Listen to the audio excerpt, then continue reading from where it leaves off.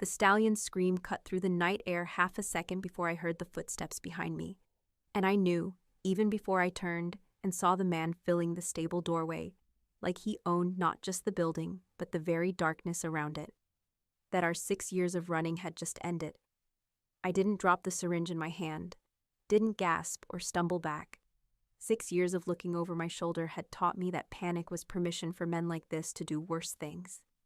"Easy," I murmured, and I wasn't sure if I was talking to the horse or myself. The stallion, Silver Hollow's most expensive boarder, a temperamental gray who'd been colicking for the past hour, shifted his weight, ears flicking toward the stranger. Animals always knew when a predator walked in. Serafina Rowan, the man's voice was low, controlled, with an accent that pulled at memories I'd spent years trying to bury.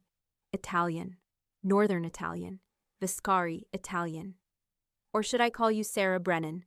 That's the name on your employment file here, isn't it? My hand stayed steady as I withdrew the needle and capped it. "The owner's not here. You'll have to come back in the morning." "I'm not here for the owner." I finally looked at him fully. Tall, probably 6'2". Dark hair, darker eyes. A face that was too sharp to be classically handsome but too compelling to look away from. His suit was black, perfectly tailored, and completely wrong for a stable at 1 in the morning. But it was the way he stood, utterly still, utterly confident, that made my pulse spike. He wasn't here to talk about horses. "Then you're trespassing," I said. "So are you." He stepped inside and the space seemed to contract.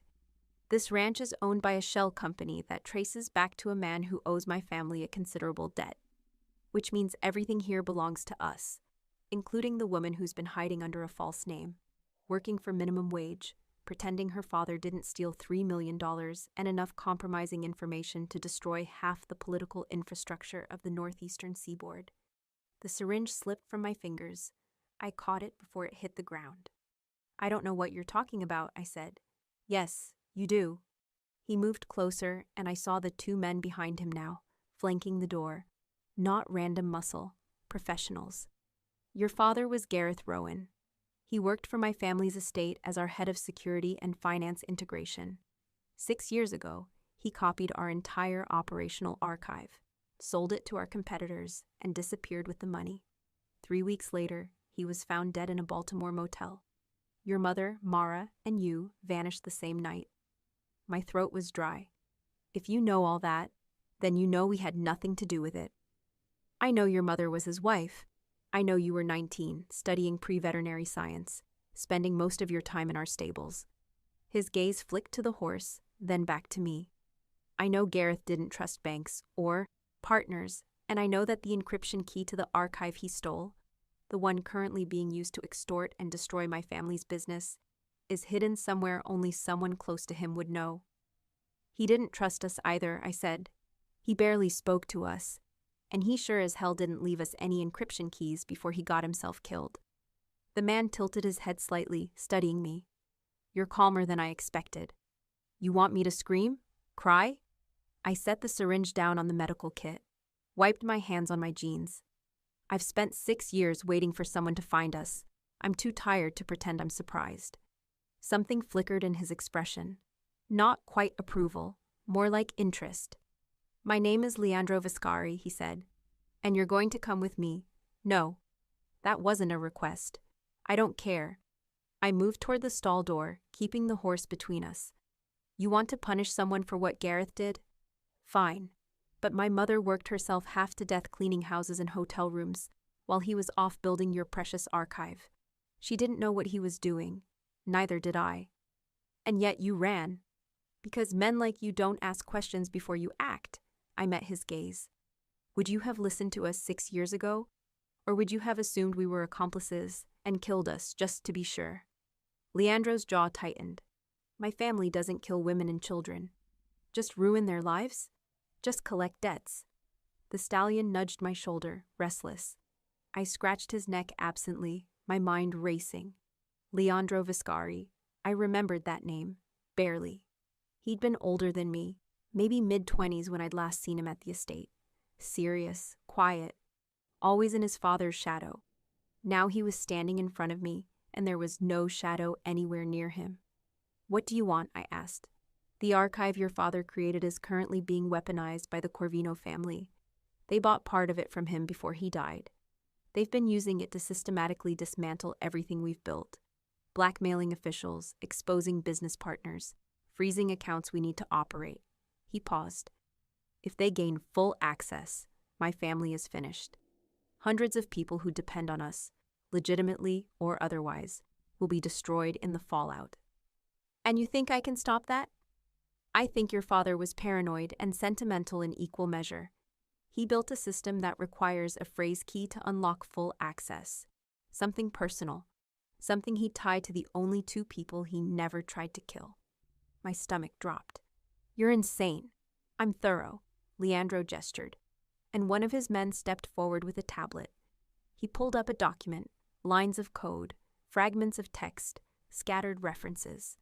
Look at the file names, look at the dates. I didn't want to, but I couldn't stop myself. Tenuta, stable, protocol.inc, mr, mayor, foundation.dat, sr, veterinary, key, 23. Lock my initials. My mother's initials. Horse terminology. That doesn't prove anything, I whispered. It proves enough. Leandro lowered the tablet. You and your mother are coming with me to Tenuta Viscari. You're going to help me reconstruct what Gareth built, identify exactly who he sold to, and unlock the archive before the Corvinos finish what he started. And if we refuse, then I leave you here, and when the Corvinos figure out the same thing I did about the phrase key, they'll come for you instead. His voice was flat, matter of fact. They won't be as patient. I looked past him, toward the ranch house where my mother was sleeping. She'd been so tired lately, thinner. The cleaning job here was supposed to be easier than the last 3, but she still came back with her hands raw and her back aching. What happens after? I asked. After we help you? That depends on whether you're useful. Not good enough. I crossed my arms. My mother comes with me. She stays with me. No locked rooms, no isolation, no threats. And when this is over, you let us go. New identities, clean papers, enough money to disappear properly. Leandro's expression didn't change. You're negotiating? You need us. That means we have leverage. I held his gaze. So yes, I'm negotiating. For a long moment, he just looked at me. Then slowly, he smiled. It wasn't warm, but it was real. Your father never negotiated, he said. He just took what he wanted and ran. I'm not my father. No. Leandro stepped closer, and I forced myself not to back away. You're not, which is why I'm going to agree to your terms. Your mother stays with you. You'll have reasonable freedom within the estate.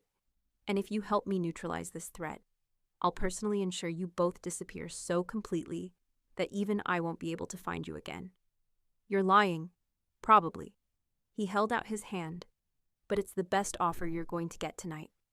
I stared at his hand, at the ring with the Viscari crest, at the scars on his knuckles that said he didn't just give orders from behind a desk. The stallion shifted again, and I realized I was still touching him, still grounding myself in the familiar warmth of something innocent and uncomplicated. If I took Leandro's hand, I'd be walking back into the world I'd spent 6 years running from. The world that had destroyed my father and nearly destroyed us. But if I didn't, the Corvinos would come, and they wouldn't offer deals. I reached out and shook his hand. His grip was firm, controlled, and somehow colder than I'd expected. Get your mother, he said. We leave in 20 minutes. I need to finish treating the horse. My men will handle it. Your men don't know what they're doing. If I leave him like this, he could die. I pulled my hand back. Give me 10 minutes. Leandro considered this, then nodded. 10 minutes. And Serafina? He turned toward the door. Don't try to run. It won't end well. He left, his men following. I stood there, alone with the horse, my heart pounding so hard I thought I might pass out. Then I grabbed my phone and texted my mother, "Pack light. They found us." Her response came in seconds. I know. I saw the cars. I'm ready. Of course she was. She'd been ready for 6 years. I finished treating the stallion, whispering apologies he couldn't understand. Then I walked out of the stable and toward the ranch house, where my mother was waiting with 2 small bags, and the same exhausted resignation in her eyes that I'd seen 100 times before. "It's the Vescaries," I said quietly. She nodded. "I thought it might be. We're going back to the estate. I know." I wanted to tell her it would be okay, that we'd get through this like we'd gotten through everything else. But I'd never been good at lying to her, so instead, I took one of the bags and followed her outside, where Leandro was waiting beside a black SUV. He opened the door himself. My mother hesitated, then climbed in. I started to follow, but Leandro caught my arm, gently, just enough to stop me. "For what it's worth," he said, low enough that only I could hear. "Mara was kind to me when I was young. I haven't forgotten that." I looked up at him, searching for the lie. But all I saw was something cold and complicated and possibly true. "Then don't make her regret it," I said, and pulled away. I climbed into the SUV. The door closed behind me with a solid final click. And as we pulled away from Silver Hollow Ranch, I watched the stables disappear into the darkness and wondered if I'd just made the biggest mistake of my life. Or if maybe, just maybe, I'd finally stopped running long enough to fight back. The drive to Tenuta Viscari took 4 hours, and my mother slept through most of it. I couldn't. I watched the landscape change through the tinted windows, flat farmland giving way to rolling hills, then steeper terrain with vineyards crawling up the slopes. The road curved higher, narrower, until we passed through iron gates that I remembered even though I'd tried to forget them. The Vescari crest, a lion and a serpent, intertwined. My father used to say it meant strength and cunning. I'd always thought it just meant danger. The estate appeared gradually, first the outer buildings, staff housing and equipment barns, then the main compound, stone and terracotta tile, cypress trees lining the drive, lights glowing warm against the pre-dawn darkness. It was bigger than I remembered, richer, more fortified. "We're here," Leandro said from the front passenger seat. First words he'd spoken since we left Silver Hollow. My mother stirred, blinking awake. Her hand found mine immediately, squeezed once. "We're okay. We're together." The SUV stopped in a circular courtyard. Leandro got out first, then opened our door himself. A small courtesy that felt deliberate. "This way." He led us not toward the main house, but to a smaller building off to the side. 2 stories, newer construction, with security cameras visible at every corner. "You'll stay here," he said, unlocking the door with a keycard. 2 bedrooms upstairs, shared living space. Kitchen is stocked. You'll have access to the grounds during daylight hours, but you'll need an escort after dark. "So we're prisoners," I said. "You're protected assets." He stepped inside, flipping lights on. There's a difference. The interior was nicer than anywhere we'd lived in 6 years. Clean furniture, actual art on the walls, windows that weren't cracked or covered in grime. My mother moved past me, already assessing, checking locks, sight lines, exits, old habits. "Someone will bring you breakfast at 7, Leandro continued. "At 8, Serafina, you'll come to the main house. We'll start going through your father's systems." "What about my mother?" "She'll remain here, safely." "No." I turned to face him fully. "She comes with me, or I don't cooperate." His jaw tightened. "She'll be bored." "She'll be with me." For a moment, I thought he'd refuse. Then he nodded once. "Fine, but she stays out of operational discussions." "Agreed." He moved toward the door, then paused. "The stables are on the east side of the property, if you want to see them." Something in my chest twisted. "Why would I want that?" "Because you spent half your childhood there." He glanced back.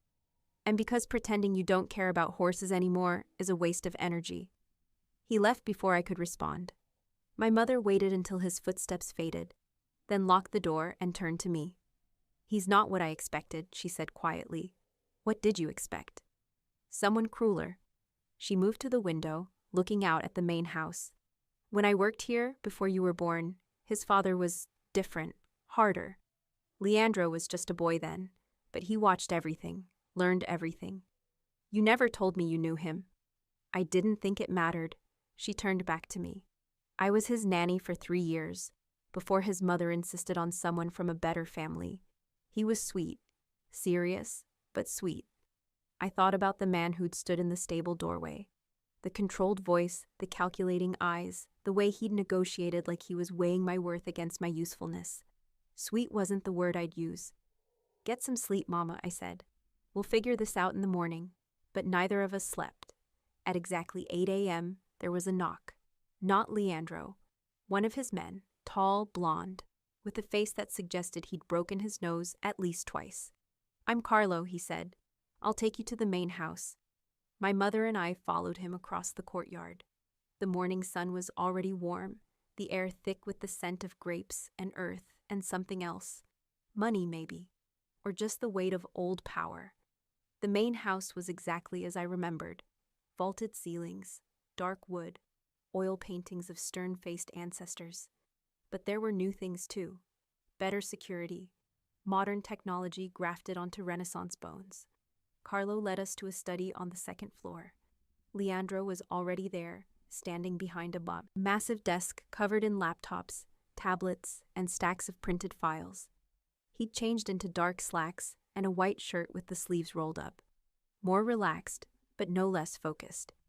"Good morning," he said, like this was a normal business meeting. "Morning," I replied. He gestured to the chairs across from him. "Sit. We have work to do." My mother took a seat near the window, pulling out a book she'd brought, making herself invisible, the way she'd learned to do in rooms where powerful men made decisions. I sat across from Leandro and waited. He slid a tablet toward me. "This is everything we've recovered about your father's archive. File structures, encrypted containers, metadata. The Corvinos have been using fragments of it for the past 6 years, but they don't have full access. Neither do we." I scrolled through the data. It was dense, technical, organized in ways that felt both familiar and alien. "What exactly are you hoping I'll find?" I asked. "Patterns, connections, anything that might tell us where he hid the master key." Leandro leaned forward, hands flat on the desk. "Your father was methodical. He wouldn't have left this to chance. He'd have created a failsafe, something that required specific knowledge to unlock. And you think that knowledge is me? I think it's something tied to you, or your mother, or both." I looked at the file names again. Tenuta, Stable, Chakra Protocol. SR, Veterinary, Key, 23. "These references," I said slowly. "They're from when I was 17, 18, before everything went wrong." "What do you remember from that time?" "I remember spending every spare moment in the stables. I remember wanting to be a vet so badly I could taste it." I paused. "I remember my father barely noticing I existed unless I was in his way." "He noticed," Leandro said quietly. "He kept detailed logs of everyone on the estate, including you." That sent a chill through me. "Why?" "Because he was paranoid. Because he was planning his exit. Because—" Leandro's phone buzzed. He glanced at it, frowned. "We have a problem." "What kind of problem?" "The kind where someone just tried to breach our perimeter." He stood, already moving toward the door. "Stay here. Carlo will—" "No," I was on my feet. "If this is about the archive, if the Corvinos are already making moves, then I need to understand what we're dealing with." He stopped, turned. "This isn't a negotiation. Everything's a negotiation." I held his gaze. "You brought me here because you need my help. So let me help. Or admit you just wanted a hostage and stop pretending this is a partnership." Something flickered in his expression. Surprise, maybe. Or respect. "Fine," he said. "But you do exactly what I tell you. Understood." "Understood." We moved fast, down the stairs, through a side corridor, out into the courtyard where 3 SUVs were already idling. Leandro's men were everywhere, armed, coordinated, professional. "South perimeter," one of them reported. 2 vehicles, civilian plates, stopped just outside camera range. One occupant got out and approached the fence. "Corvino?" Leandro asked. "Can't confirm yet." "Then let's confirm."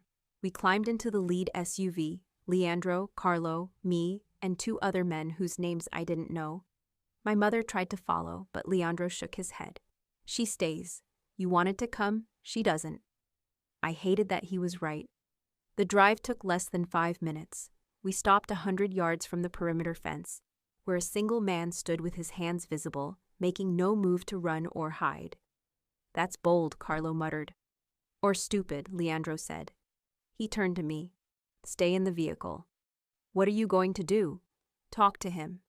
And if he's armed, then we'll have a very short conversation. Leandro got out, Carlo and the others flanking him. I watched through the tinted window as they approached the stranger. Middle-aged, expensive suit, confident posture, not a scout. Someone important. They talked for maybe 3 minutes. I couldn't hear anything, but I could read Leandro's body language. Tense, controlled, angry. Then the stranger handed him something. An envelope. Leandro opened it, read whatever was inside, and his entire demeanor changed. Not softer, harder, colder. He said something sharp. The stranger shrugged, got back in his car, and drove away. When Leandro returned to the SUV, his face was stone. What was that? I asked. He handed me the envelope. Inside was a single photograph. My mother and me, taken yesterday at Silver Hollow Ranch. Standing outside the stable, clearly visible, time-stamped, and written across the bottom in red ink. We know where she is. We know what she's worth. Let's make a deal. My hands shook. They've been watching us? For how long? We don't know. Leandro took the photo back. But now they've confirmed what I suspected. You're not just a potential key to the archive. You're leverage. Against who? Against me. Against anyone who tries to protect you. He pulled out his phone, started typing rapid-fire messages. This changes things. How? It means we're on a clock now. The Corvinos will move faster, push harder. They'll try to take you, or they'll try to force my hand by threatening you. He looked at me directly. And it means you don't leave the estate grounds without a full security detail. Not for any reason. I'm already a prisoner. No, you're a target. His voice was flat. There's a difference. Back at the main house, Leandro called an immediate meeting with his core team. 6 men, all older, all watching me like I was a bomb that might go off. The Corvinos have confirmed Serafina Rowan's location, Leandro said without preamble. They're escalating. We need to assume they'll attempt extraction within the week. Then we move her, one of the men said. Dark suit, gray hair, a scar along his jaw. Somewhere more secure. There is nowhere more secure than here, Leandro replied. And moving her plays into their hands. They'll hit us during transport. So what's the play? We accelerate the timeline. We unlock the archive before they can make their move. Leandro looked at me. Which means Serafina works around the clock until we find the key. I'm not a computer, I said. I can't just magically remember something my father never told me. Then we recreate his thinking. We map his patterns. We find the logic he used to build the encryption. Leandro's gaze didn't waver. You knew him. You knew his routines. That's our advantage. My advantage, I corrected. Which means I set the terms. The room went very quiet. Excuse me, one of the older men said. You need me, I said, forcing my voice to stay steady. Without me, you're guessing blind. So here's what I want. Full access to my father's old files, his calendar, his movements during the 6 months before he disappeared. And I want access to the stables. The stables? Leandro's tone was careful.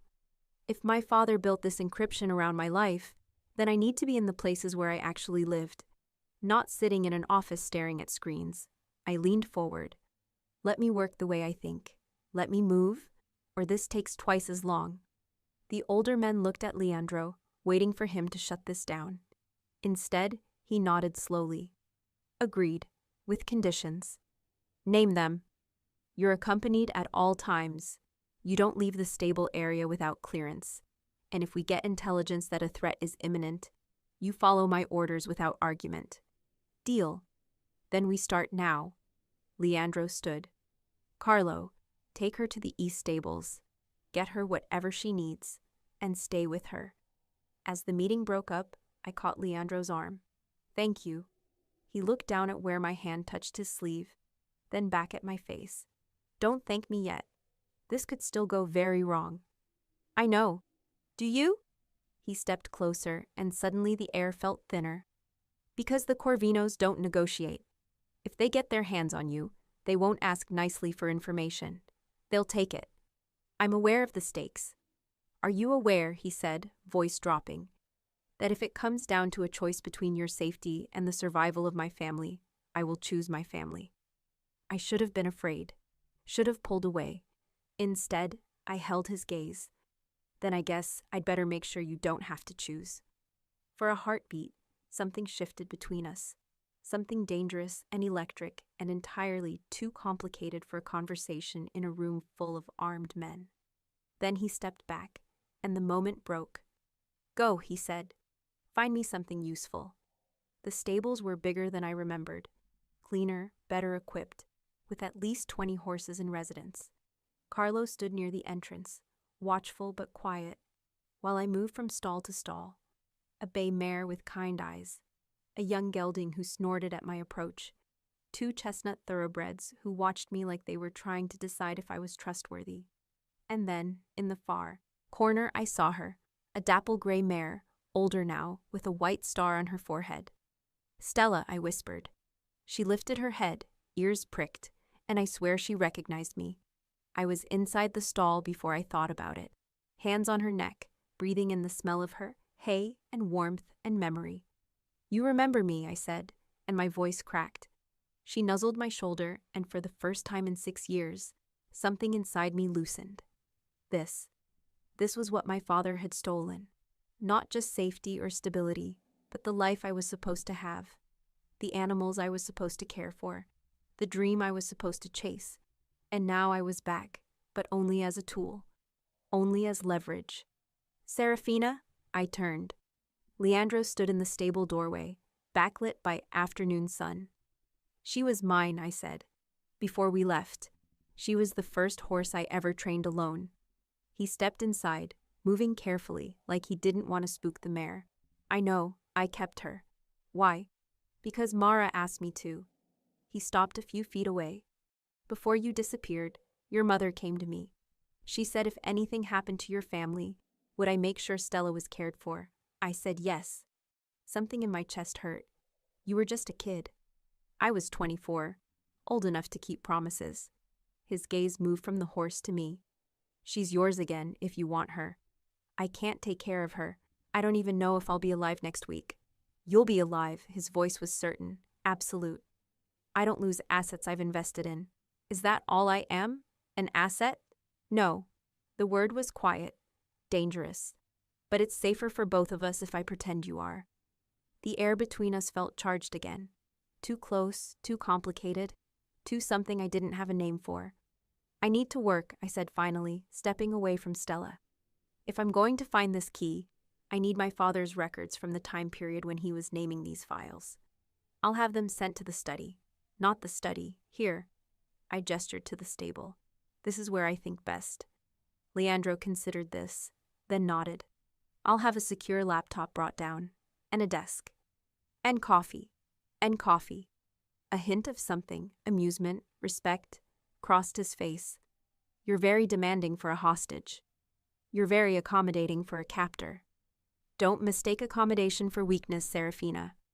He moved past me toward the door, close enough that I felt the heat of him. I'm helping you because it serves my interests. Nothing more. Keep telling yourself that. He paused, looked back. What's that supposed to mean? It means, I said carefully, that you could have sent any of your men to show me the stables. You could have had them bring the files, but you came yourself. To ensure you're safe. Or because you're curious. I held his gaze. About whether the girl you remember is still in here somewhere. About whether I'm worth the risk you're taking by keeping me alive. For a long moment, he didn't respond. Then he said, very quietly, you're worth considerably more than I expected, which is exactly what worries me. He left before I could ask what that meant. Carlo cleared his throat. He's not usually like that. Like what? Uncertain. Carlo leaned against the stable wall. Boss always knows what he wants, how to get it, what it'll cost. But with you, I think he's still calculating. Great, I'm a math problem. You're a variable? Carlo grinned. Way more dangerous. I spent the next 6 hours in the stables, surrounded by horses and file printouts and a growing headache. My father's records were meticulous. Every meeting, every transaction, every movement tracked and documented. But there was nothing obviously personal. No hidden messages, no clear pattern that screamed encryption key here. Just data. Cold, efficient, mercenary data. Find anything? Leandro appeared around 7 p.m., holding 2 paper cups. Coffee? I asked hopefully. Tea. You've had 4 coffees already, according to Carlo. Tattletale. Conscientious employee. He handed me the cup, then leaned against Stella's stall. So? Your father's security protocols referenced animals, I said. Code names based on horses. Leone for leadership tracks. Serpente for enforcement. Cavallo for logistics. I remember. My father used that same system in his file naming, but he personalized it. Made it about specific horses here, specific dates. I pulled up a spreadsheet I'd built. Tenuta Stable Protocol references a quarantine we had in December 2018. Imster Mare Foundation is about a breeding program my mother helped manage. An SR Veterinary Key 23.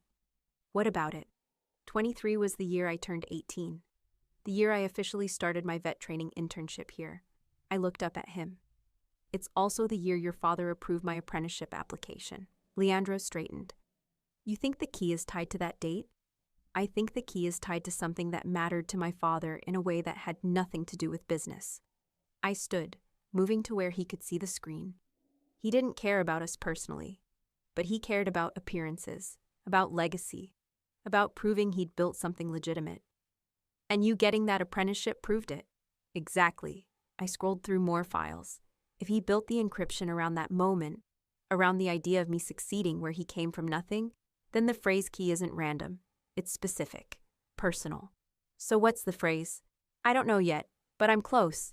I met his gaze.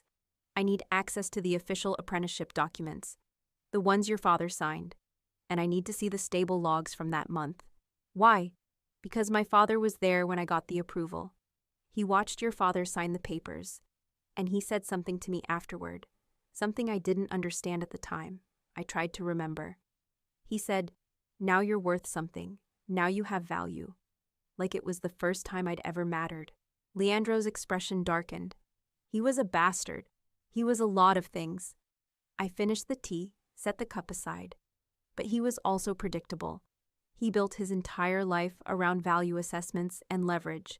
So if he built this key around me, it's because he saw me as the one asset he could control completely. He was wrong. The certainty in Leandro's voice made something flutter in my chest. Was he? I asked quietly. You're here. You're working the problem. You're negotiating terms. Leandro stepped closer. If he thought you were controllable, he didn't know you at all. We were standing too close again. Close enough that I could see the silver threads in his dark eyes, the scar along his jaw I hadn't noticed before, the way his pulse jumped in his throat. I should get back to work, I said. You should eat and sleep. You've been at this for 9 hours. I'm fine. You're shaking. I looked down. He was right. My hands were trembling, the adrenaline and caffeine and stress finally catching up. Come on. Leandro took the laptop from me gently. Carlo will walk you back. I'll have dinner sent to your quarters. What about the documents I need? I'll bring them myself. Later. He paused. And Serafina? You did good work today. We're closer than we've been in 6 years. Closer to what? Unlocking the archive or getting killed by the Corvinos? Closer to having a choice about which one happens. He handed the laptop to Carlo, then walked away into the gathering darkness. I stood there, surrounded by horses and the ghost of the girl I used to be, and wondered what the hell I was doing. Trusting a mafia boss who could kill me the second I stopped being useful? Or falling for the first person in 6 years who'd looked at me and seen something other than Gareth Rowan's disposable daughter? Both, probably. And that was the most dangerous thing of all. I didn't go back to my quarters. I should have. Carlo was waiting to escort me. Dinner was probably getting cold, and my mother would worry if I didn't show up soon. But something about Leandro's last words, closer to having a choice, had lodged under my skin, and I found myself walking toward the main house instead. Carlo started to follow, but I waved him off. I need to talk to Leandro, alone. Miss Rowan, I can't just then follow at a distance, but give me space. He hesitated, then nodded. probably radioing ahead to warn his boss that the difficult hostage was on the move again. I found Leandro in his office, standing at the window with a glass of something amber in his hand. He didn't turn when I entered, but his shoulders tensed. "You should be resting," he said. "I should be a lot of things." I closed the door behind me. "But right now, I need you to tell me the truth." "About what?" "About whether you actually intend to let us go when this is over." I moved closer. "Or if that was just something you said to get me to cooperate." He finally turned, and the look on his face was complicated, tired, almost vulnerable. "I don't know," he said quietly. "That's not good enough. It's the only honest answer I have." He set the glass down. 6 years ago, I would have hunted you down and made an example of you. Justice for what your father did. Closure for my family. And now I've spent 2 days watching you reconstruct a system that baffled my best analysts. I've watched you negotiate like you were born to it. I've watched you stand in a stable with a horse you haven't seen in 6 years, and realize that everything your father stole from you matters more than anything he stole from me. He paused. And I don't know what to do with that. My heart was pounding. "So what are you saying?" "I'm saying that keeping you alive has stopped being about strategy and started being about something I can't afford." He stepped closer. "I'm saying that you're dangerous in ways I didn't anticipate." "Dangerous how?" "Dangerous like I'm standing here wondering what would happen if I crossed the room and kissed you instead of walking away like I should." The air left my lungs. "That's a bad idea," I managed. "I know. I'm leverage. You said so yourself. I know that too. And if the Corvinos find out you care about me, about keeping me alive for reasons that have nothing to do with the archive, they'll use it against you." "Serafina!" His voice was rough.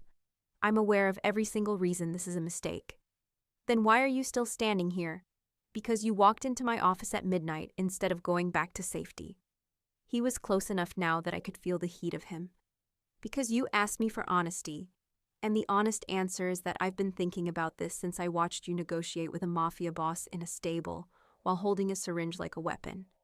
That was 2 days ago, exactly. I should have backed away. Should have remembered that this man held my life in his hands, that trusting him was suicide, that wanting him was even stupider than trusting him. Instead, I said, "So what are you going to do about it?" His jaw tightened. "What do you want me to do about it?" I stopped, steadied myself. "I want to stop feeling like I'm just reacting to everything. I want to make one choice that's mine, not my father's legacy or your strategy or the Corvino's threats." "And what choice is that?" I closed the distance between us, put my hand on his chest. His heart was racing as fast as mine. "This one," I said, and kissed him. For half a second, he went absolutely still. Then his hands were in my hair, on my waist, pulling me closer, and the kiss turned fierce, desperate. Like we were both trying to prove something, or forget something, or maybe just feel something real in the middle of all this calculated violence. He backed me against the desk, and I didn't care. Didn't care that this was reckless, that his men could walk in, that my mother would lose her mind if she knew. All I cared about was the way he kissed like he was starving, the way his hands shook slightly when they touched my face, the way he said my name like it was both a prayer and a curse. "Serafina." He pulled back just enough to breathe. "This doesn't change anything. I know. You're still in danger. I'm still the man who dragged you here.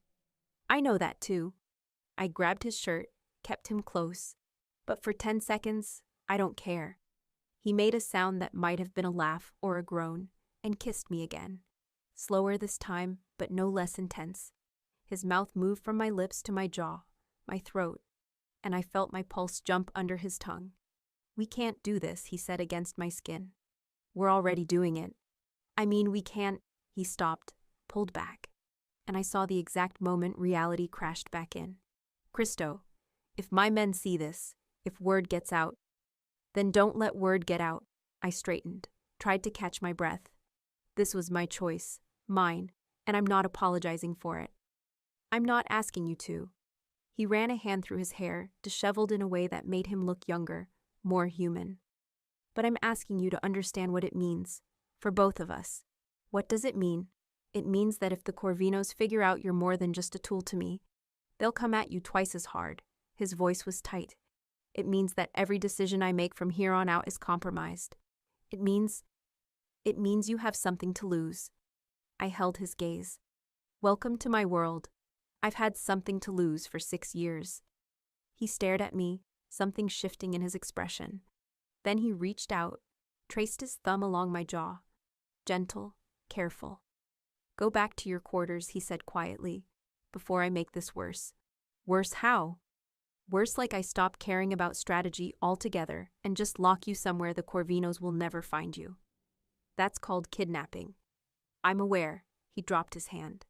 Go, Serafina. Please. I wanted to argue, wanted to stay and push this further and see what happened when a man like Leandro Viscari stopped calculating and just acted. But I also wasn't stupid. So I walked to the door, then looked back. For what it's worth, I think you're dangerous too. How so? Dangerous like I'm starting to believe you might actually keep your promises. I left before he could respond. Carlo was waiting in the hallway, carefully not looking at me. Not a word, I said. Wouldn't dream of it, miss.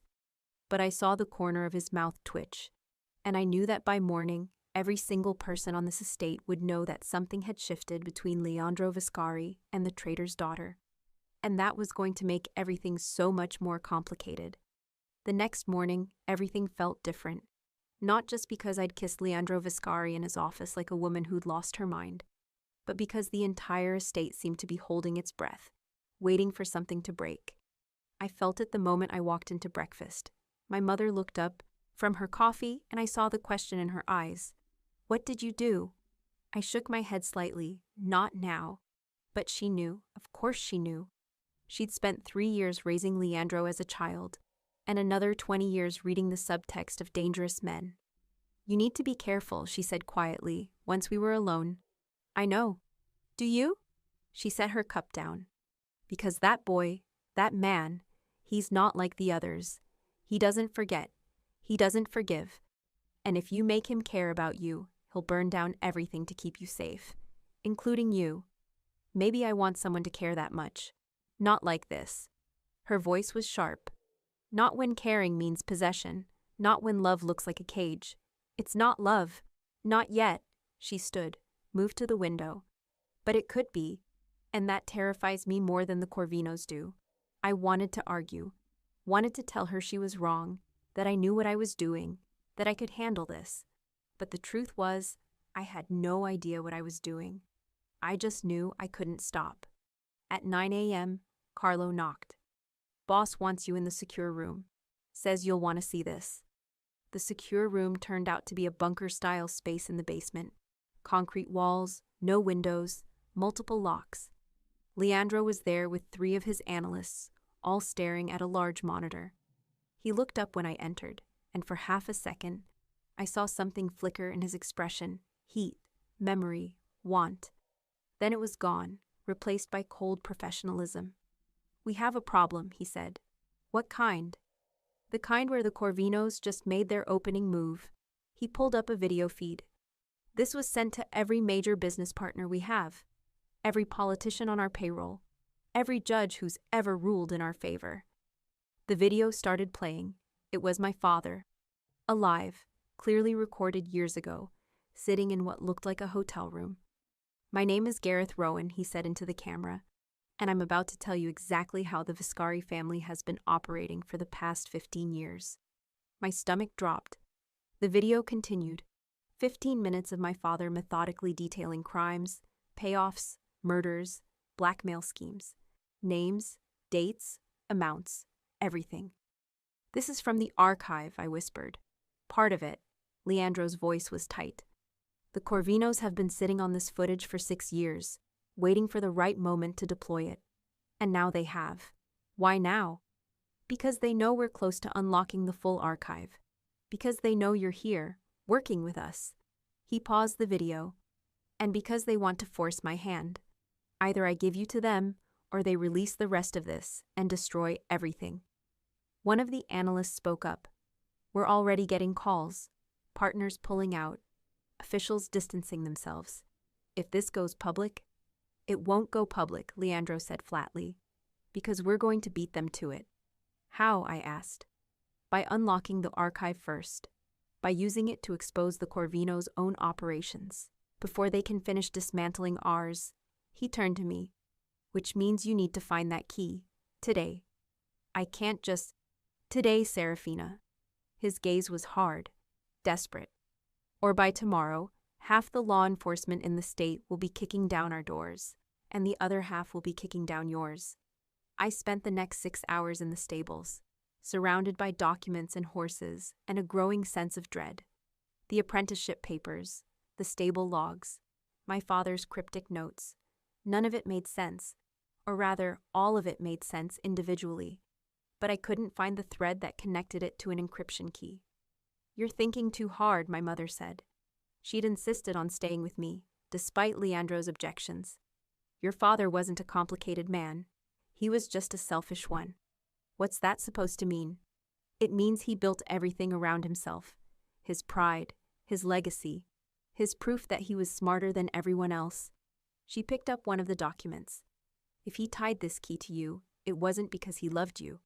It was because you were the one thing he thought he controlled completely.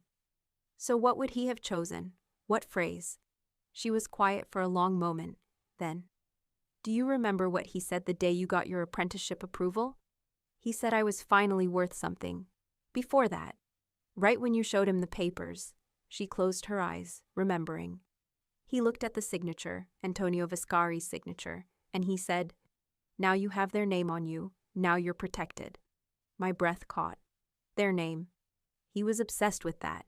With the idea that aligning with the Viscari gave us value. Gave us power. She opened her eyes. "What if the phrase isn't about you at all? What if it's about them?" I grabbed my laptop, pulled up the encryption interface. The file is SR Veterinary Key 23. My initials, the word veterinary, the year. And the phrase, I typed slowly. "Viscari Protection 2023 access denied." "Not protection," my mother said. "He wouldn't have used that word. It's too soft." I tried again. "Viscari signature 2023 access denied." "Think like him," she urged. What mattered to Gareth? What did he worship? Power, leverage, control. And what did the Viscari signature give you? I stared at the screen, my father's voice echoing in my head.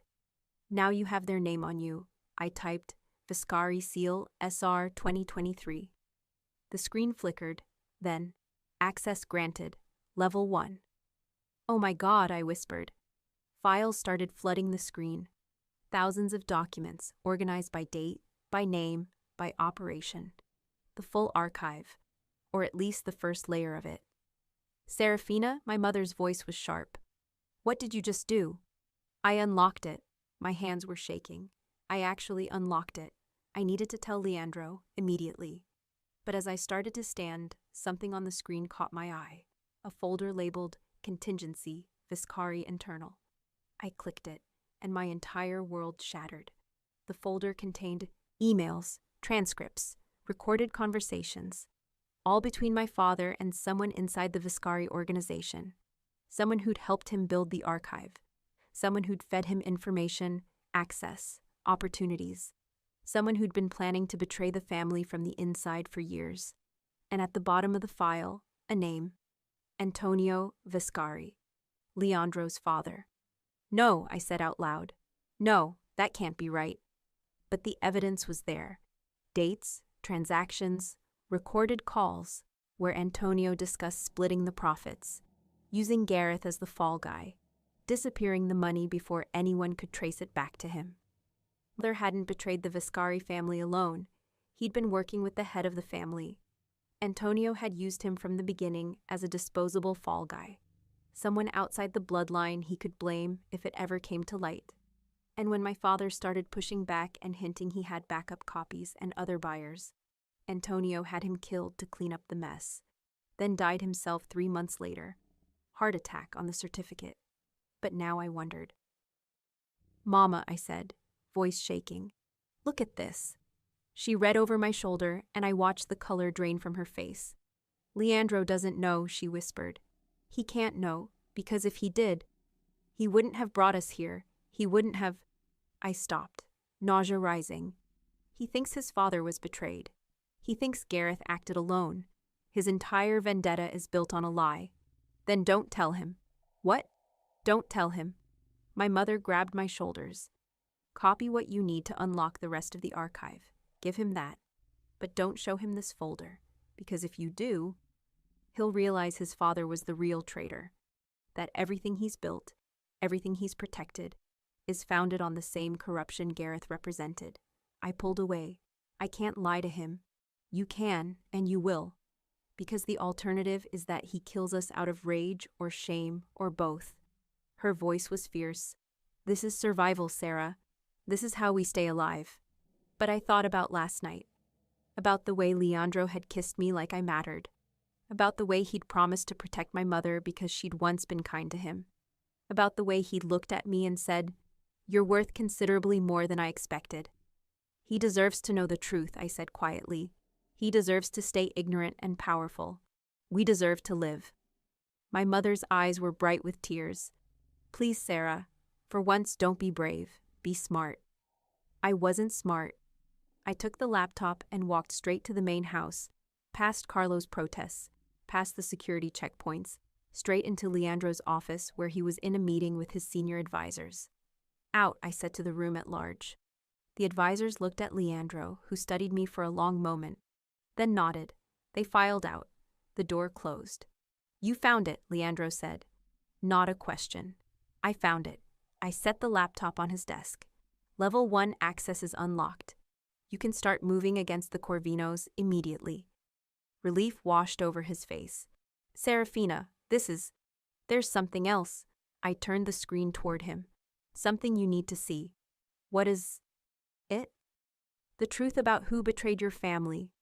I watched his expression shift as he read. Confusion first, then disbelief, then a rage so cold and complete that I took an involuntary step back. This is fabricated, he said, voice deadly quiet. It's not. My father would never. Your father orchestrated the entire thing. I forced myself to hold his gaze. Gareth was just the instrument, the fall guy. Your father chose someone outside the bloodline to build the archive, so if it ever exploded, he could blame him. And when my father started pushing back and hinting he had backup copies and other buyers, Antonio had him killed to clean up the mess. You're lying. I'm not. And you know I'm not, because you can see the timestamps, the recorded calls, the transaction records. I paused. Your father wasn't betrayed, Leandro. He was the betrayer. He stood so abruptly his chair crashed backward. Get out. Leandro. Get out, his voice cracked like a whip. Before I do something we'll both regret. I'm not leaving until... He was across the desk in 2 strides, grabbing my arms, not violently, but firmly enough that I couldn't move. Do you have any idea what you've just done? His face was inches from mine. Do you understand what this information means? It means your family has been lying to itself for 6 years. It means that everything I've built is a lie. Every decision I've made. Every person I've punished or protected. His grip tightened. It means that I dragged you here, threatened you, used you, all to avenge a betrayal that my own father committed. Which is why I had to tell you. You should have buried it. His voice dropped to something dangerous. You should have taken the access codes and run and let me stay ignorant. I don't run anymore. Then you're a fool. He released me, stepped back.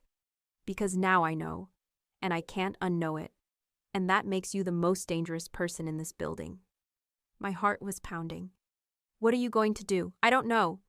He turned away, bracing his hands on the desk. Cristo, I don't know. Leandro, leave Serafina, now, before I figure out whether killing you would make this easier or harder. I wanted to stay, wanted to fix this somehow, though I had no idea how. But I also wasn't stupid enough to push a man who looked like he was one breath away from shattering. So I left, and as I walked back toward my quarters, I realized I'd just made the biggest gamble of my life. Either Leandro would see that I'd chosen honesty over safety, partnership over survival, or he'd see me as the final insult in a legacy of betrayals, and end me just to close the circle his father had opened. I didn't make it back to my quarters. Halfway across the courtyard, 3 men I didn't recognize stepped out of the shadows. Serafina Rowan, the lead one said. Who's asking? Friends of the family, he smiled. The Corvino family. I ran. Made it maybe 10 feet before someone grabbed me from behind, a hand clamping over my mouth. I bit down hard, tasted blood, heard cursing. Then something sharp pressed against my neck, and a voice said, Stop fighting or this gets messy. I stopped.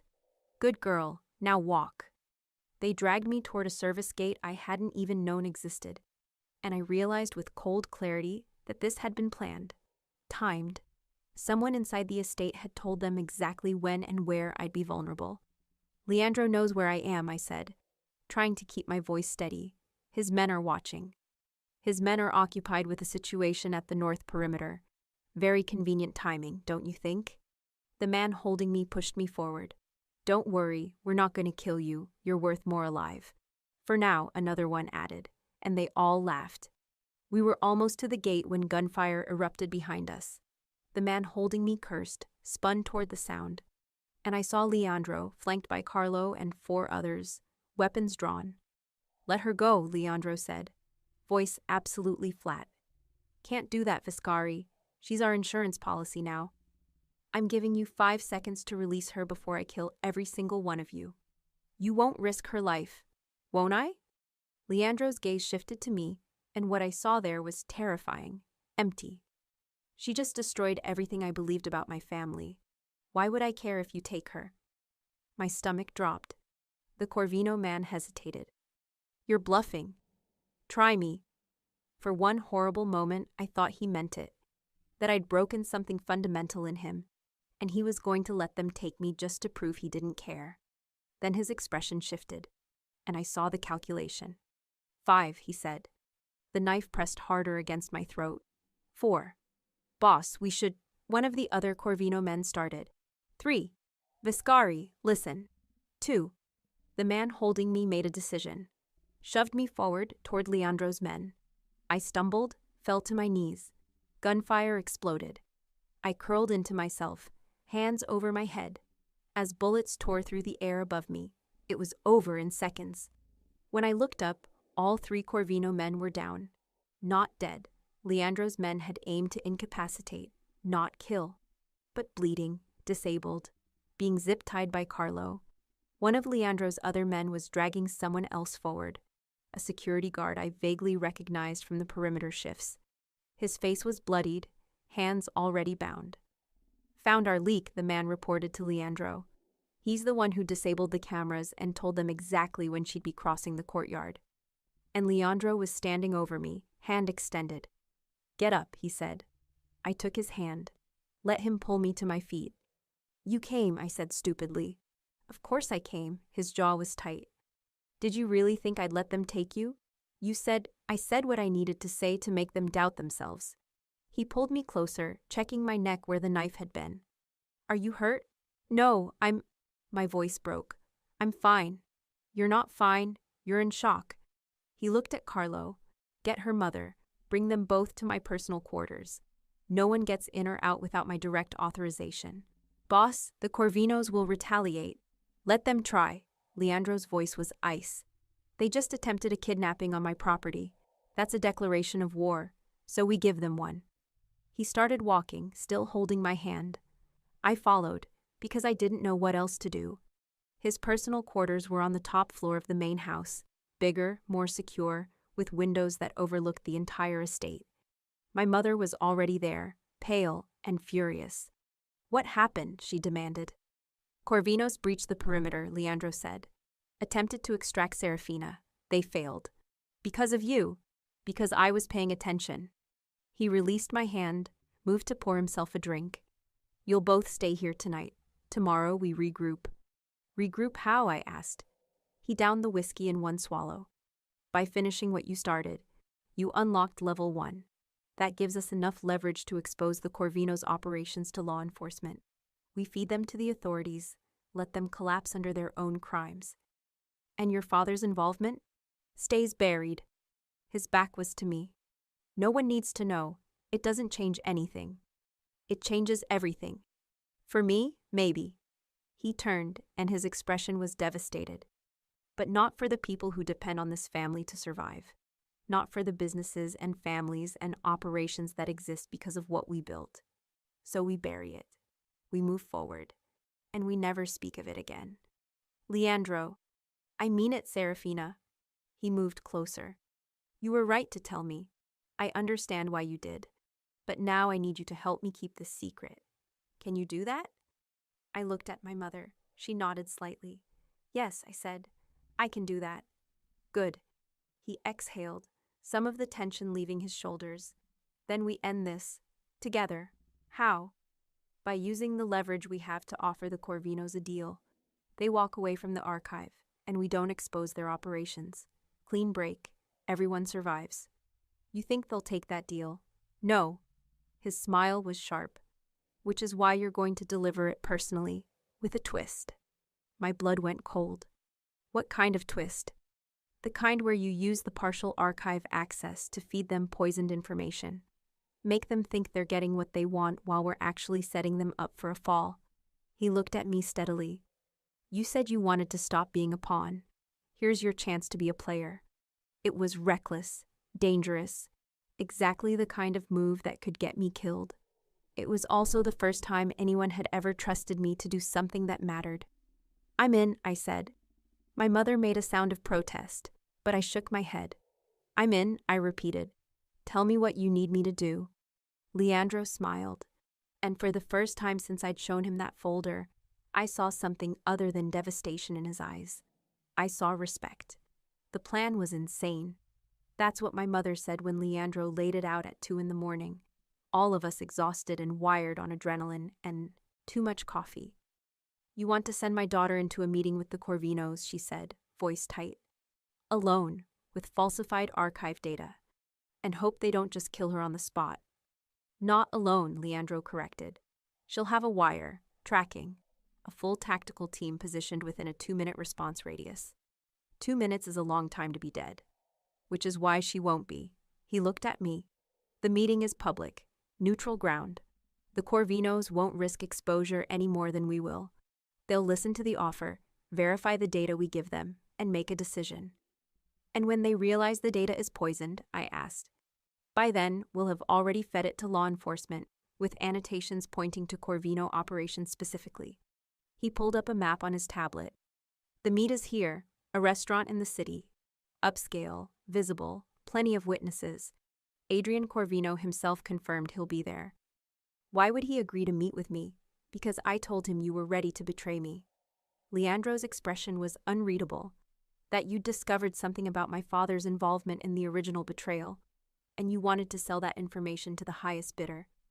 My stomach twisted. So he thinks I'm exactly like my father. He thinks you're smart enough to recognize leverage when you see it. Leandro leaned forward. And he's desperate enough to believe it. The Corvinos are bleeding resources fighting us.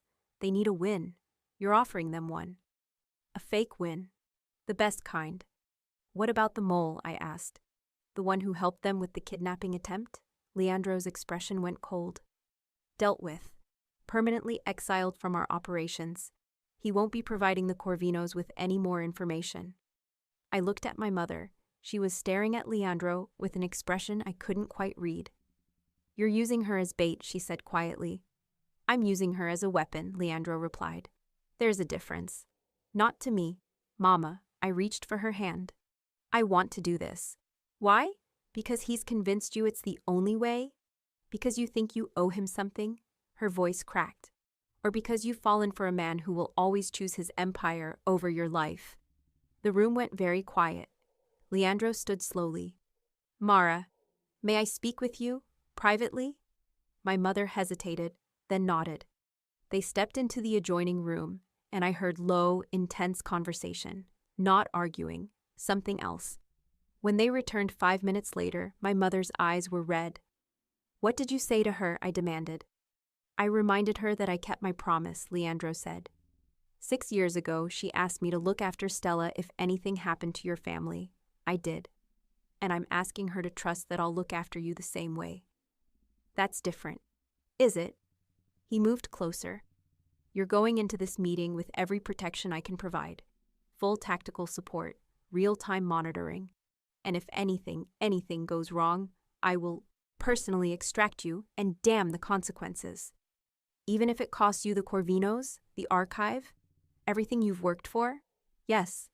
The certainty in his voice made my chest tight. Okay, I said. Then let's do this. The restaurant was called Il Tigno Nero, the Black Swan. Upscale Italian, the kind of place where the menu didn't bother listing prices.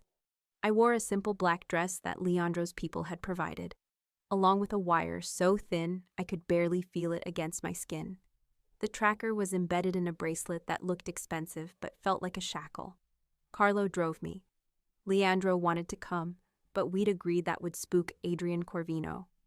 You remember the script? Carlo asked as we pulled up to the valet. I remember. And if he deviates from the expected conversation, I improvise, carefully. I checked my reflection in the window, pale but steady. How do I look? Like someone who could absolutely sell out a mafia boss. Carlo grinned. You'll do great. And if I don't? Then we come in loud and fast, and you duck. He squeezed my shoulder once. But you will, because you're smarter than all of them combined. I got out of the car, smoothed my dress, and walked inside. Adrian Corvino was waiting at a corner table. Mid-50s, silver hair, expensive suit. He looked like a banker, which I supposed he was in a way. Miss Rowan, he said, standing. Thank you for agreeing to meet. Mr. Corvino, I sat across from him, folded my hands on the table. Let's skip the pleasantries. You know why I'm here. I do. You've discovered information about the Viscari family that you believe I'll find valuable. He gestured to a waiter who poured wine I didn't touch. And you're willing to sell it. For the right price. Which is? Safe passage.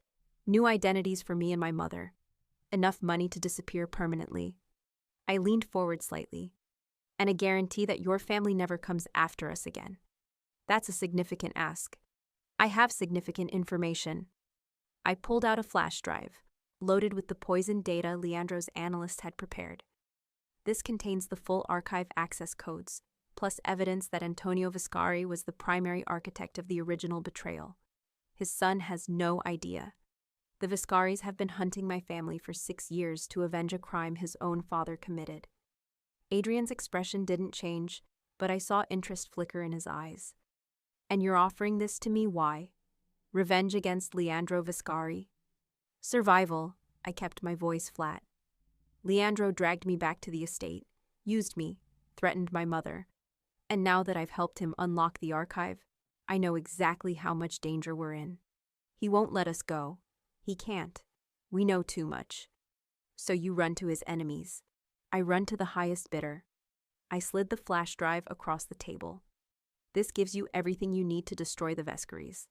Their operations, their contacts, their leverage. And it gives me a way out. Adrian picked up the drive, turned it over in his fingers. How do I know this is real? Because you can verify it. The access codes are genuine, first layer anyway. Enough to prove I'm not lying. The rest requires a phrase key that only I know, which I'll provide once we have a deal. Smart, he pocketed the drive. But also foolish. What makes you think I won't just take this and kill you anyway? Because I'm more valuable alive. I held his gaze.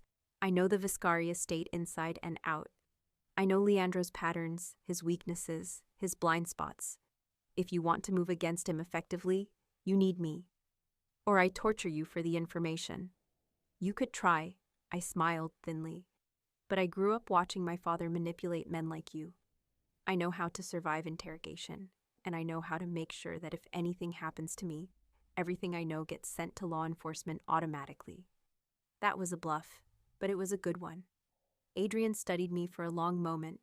Then he smiled. You're nothing like your father, he said. He was a coward who ran when things got complicated. You're walking toward the danger. I'm walking toward the exit. There's a difference. Perhaps, he signaled the waiter. I'll need time to verify this information. 3 days. If it checks out, we'll arrange the next meeting to complete the deal. And my mother remains untouched, as long as you hold up your end. He stood, buttoned his jacket. It's been a pleasure, Miss Rowan. I look forward to our continued association. He left. I sat there for exactly 60 seconds, as instructed. then walked out. Carlo was waiting in the car. How'd it go? He took the bait. I climbed in, hands shaking now that the adrenaline was fading. 3 days to verify, then the second meeting. Perfect. Carlo pulled into traffic. Boss is going to be pleased. But when we got back to the estate, Leandro didn't look pleased. He looked furious. What the hell was that? He demanded the moment I walked into his office. What was what? The improvisation, the threat about sending information to law enforcement. That wasn't in the script. He was pacing, energy coiled tight. You could have spooked him, made him suspicious. I made it believable. I crossed my arms. He needed to think I was dangerous enough to take seriously, but desperate enough to be useful. That's what I gave him. By deviating from the plan. The plan was a starting point, not a straitjacket. I moved closer. You wanted me to play this role. I played it, and it worked. You don't know that yet. Yes, I do, because I watched his eyes. I watched him calculate whether I was worth the risk, and I made sure the answer was yes. I paused. You need to trust me, Leandro, or this whole thing falls apart. He stopped pacing, turned to face me fully. I do trust you. That's the problem. How is that a problem? Because trusting you means caring whether you live or die. And caring means I can't think clearly. He ran a hand through his hair, disheveled and exhausted. When Carlo radioed that you were leaving the restaurant, I realized I'd been holding my breath for 40 minutes. Do you understand how that compromises everything? So what are you saying? I'm saying that after this is over, after the Corvinos are neutralized and the archive is secured, you need to leave. His voice was rough. You need to take your mother and disappear, exactly like I promised. Because if you stay, I will never let you go. And that's not fair to either of us. My heart was pounding. What if I don't want to leave? Then you're a fool. Or maybe I'm finally brave enough to choose what I actually want instead of what's safe. I closed the distance between us. You said I was dangerous. You were right. But not because of leverage or information. Because of this. I kissed him. For half a second, he didn't move. Then his hands were in my hair, on my waist, pulling me against him like he was trying to fuse us together. This is a mistake, he said against my mouth. I know. We can't do this. We're already doing it. He made a sound that might have been a laugh or a groan, then lifted me onto the desk. My dress rode up, his hands slid to my thighs, and for a few perfect minutes, nothing else existed. Not the Corvinos, not the archive, not the fact that we were standing on opposite sides of a legacy of betrayal. Just him, just me, just this. When we finally broke apart, both breathing hard, he rested his forehead against mine. I don't know how to do this, he said quietly. Do what? Want you and keep you safe at the same time. He pulled back, cupped my face. Every instinct I have says to lock you in the most secure room on this estate and never let you near danger again. And then I'd hate you. I know. He smiled, sad and real, which is why I won't. But Cristo, Serafina, you make it hard to be smart. Good. I kissed him again, softer this time. Because I don't want smart, I want real. Real is dangerous. I've noticed. The next 3 days were a strange kind of limbo. We waited for Adrian Corvino to verify the data. Waited for him to take the bait and request the second meeting. Waited for everything to either work perfectly or explode in our faces. Leandro's analysts confirmed that the Corvinos were accessing the poisoned files, running verification checks, comparing them against their existing archive fragments. They're buying it, one of the analysts reported. They think they're getting real access codes. And law enforcement? Leandro asked. Already moving. We fed them the annotated files yesterday. They're building cases against 3 Corvino operations as we speak. Timeline? Coordinated raids in 72 hours. Right after your second meeting with Corvino. Perfect synchronization. Or perfect disaster, depending on how the next 48 hours went. I spent most of my time in the stables, working with Stella and trying not to think about all the ways this could go wrong. My mother found me there on the second evening. You're in love with him, she said, without preamble. I didn't deny it. Is that a problem? It's a complication. She leaned against the stall door. but maybe not a bad one. You said his love would look like a cage. I said it could. I didn't say it would. She was quiet for a moment. He came to see me yesterday, asked me if I thought you could be happy in this world, if I thought you could build something real with him, or if it would always be shadowed by what his father and yours did. What did you tell him? I told him that you've been running toward something your whole life, even when we were running away from everything else, that you've never been satisfied with small, safe dreams. She reached out, touched my cheek, and that if he's what you're running toward now, then I won't stand in your way. But he has to earn it, every single day. He knows that, does he? She smiled slightly. Because I made very sure he understands that if he ever makes you regret loving him, he'll have to answer to me. And I raised that boy. I know exactly how to hurt him. Despite everything, I laughed. You threatened a mafia boss. I reminded a man I once cared for that some debts are paid in decades, not days. She squeezed my hand. Now come inside. You need rest before tomorrow. Tomorrow. The second meeting, the final play. The moment where everything either came together or fell completely apart. The call came at 7 a.m. Adrian Corvino wanted to meet. Same restaurant, same time. Ready to complete the deal. It's happening, Leandro said. Already moving into operational mode. Tactical team deploys at noon. Law enforcement raids launch at 6 p.m. You meet with Corvino at 5. That gives us a 1-hour buffer. And if he figures out the data is poisoned before the raids? Then we extract you immediately and prepare for war. He looked at me steadily. Last chance to back out. I'm not backing out. Good. He handed me a new wire, a new tracker. Because we're going to end this. Today. The second meeting started exactly like the first. Adrian Corvino at the corner table. Expensive wine, calm, calculating smile. But this time, something felt different. He was too relaxed, too confident. Miss Rowan, he said, I verified your information. It's impressive. Thank you. In fact, it's so impressive that I have to wonder how you obtained it. He leaned forward. Because the level of access you'd need, the systems you'd have to penetrate, that's not something a stable hand could manage. Even a very smart stable hand. My pulse spiked. I told you, your father was a mid-level security analyst with delusions of grandeur.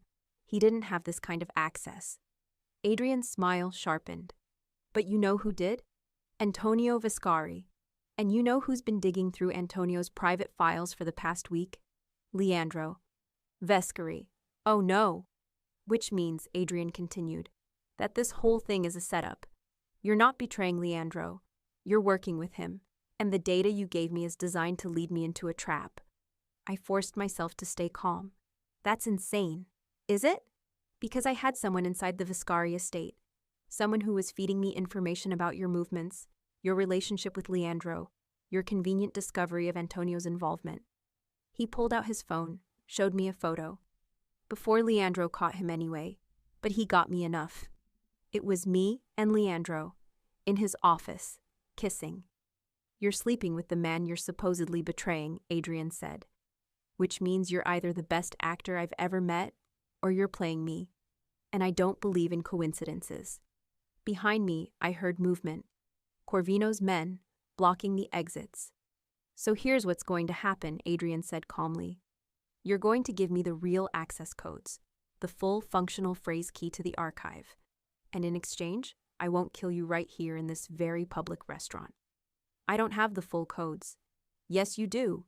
Because you unlocked them 6 days ago, and because Leandro Viscari wouldn't have sent you here without a failsafe. He gestured, and one of his men moved behind me, hand on my shoulder. Last chance, Miss Rowan. Real codes or real consequences. I looked at the hand on my shoulder, at the exits, blocked, at Adrian's cold, certain smile, and I made a choice. The phrase key is Viscari Seal SR 2023, I said clearly, loudly enough that the wire would catch it. But it only works if you access the files from inside the Tenuta Viscari network, which means you'd have to physically breach the estate to use it. Adrian's expression shifted. You're telling me the truth? I'm telling you that you were right. This was a setup. The data I gave you is poisoned. Law enforcement is probably already moving on your operations based on information we fed them. And in about, I glanced at my watch, 45 minutes, you're going to be arrested for racketeering, conspiracy, and attempted kidnapping. You stupid girl, his voice was flat. You just confessed to everything while wearing a wire, didn't you? Yes. Which means Leandro's people are already on their way. Yes. And you gambled that I wouldn't just kill you anyway out of spite. I smiled. You won't, because you're not my father. You're not someone who runs or destroys out of fear. You're a businessman. And right now, the smart business move is to let me walk out of here.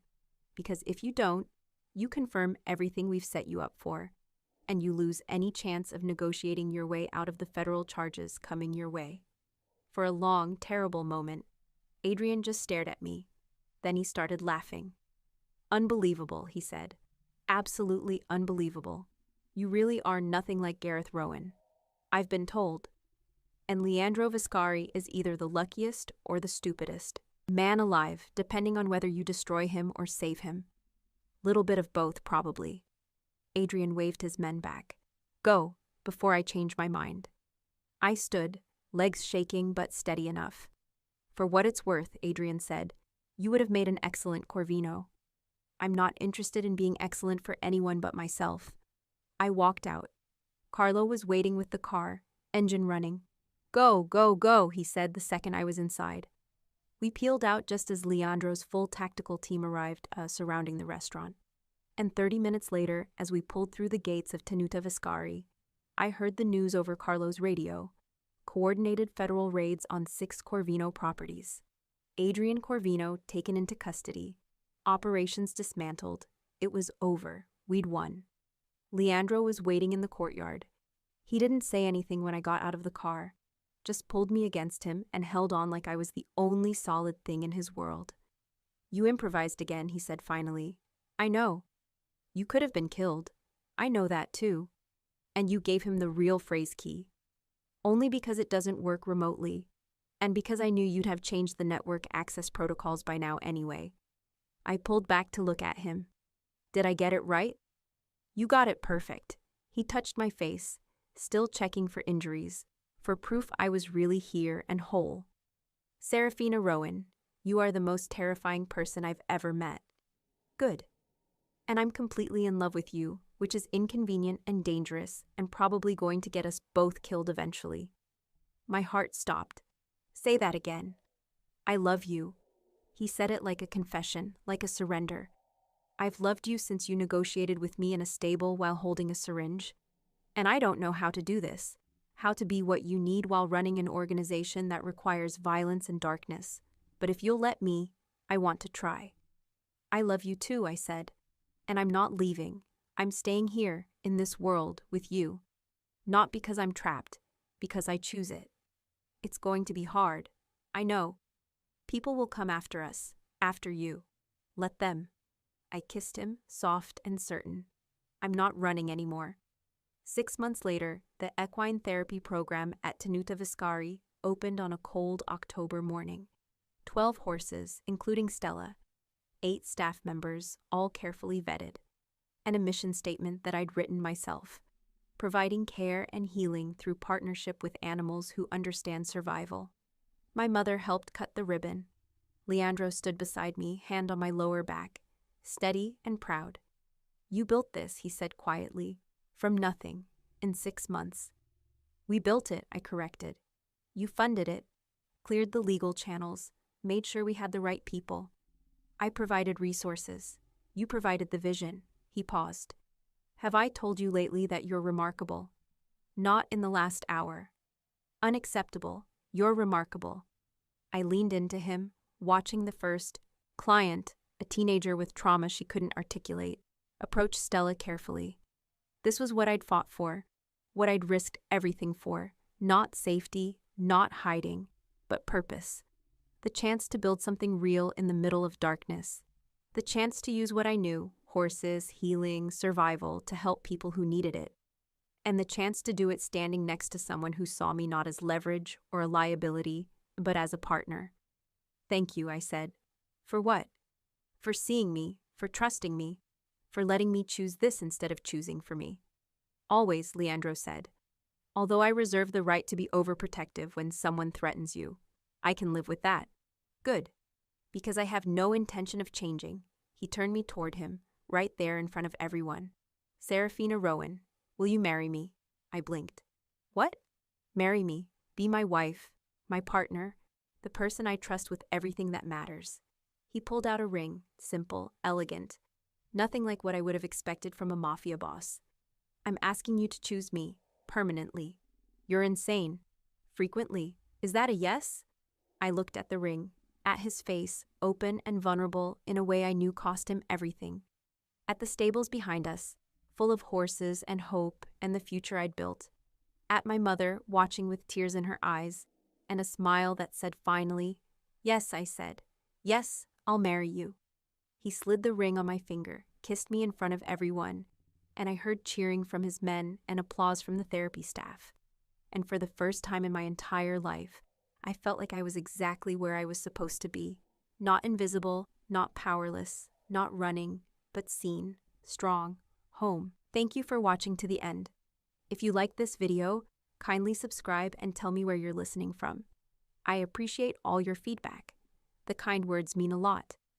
Thank you for letting my stories keep you company. It truly means more than you know.